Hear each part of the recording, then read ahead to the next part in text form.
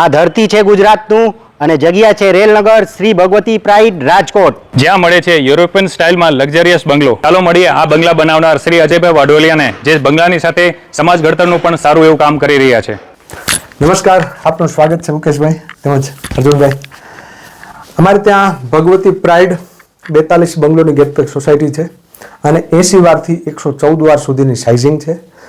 એમાં પ્લેન અને ફર્નિચર સાથે બંને વેરિયન્ટમાં અમારી પાસે ઉપલબ્ધ છે.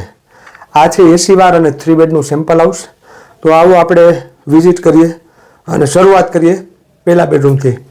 આ બેડરૂમ છે 13 બાય 12.5ની સાઇઝ. એમાં સ્ટોરેજ બેડ છે 6 બાય 6.5ની સાઇઝનો.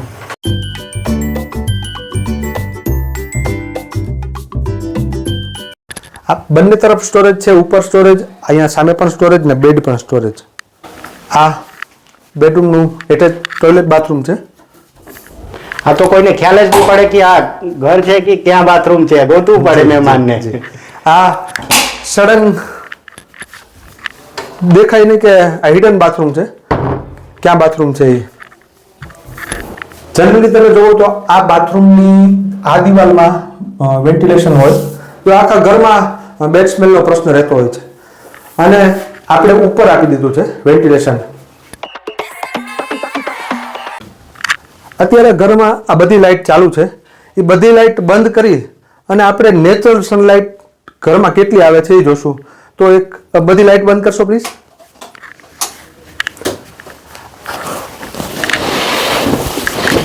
વાહ,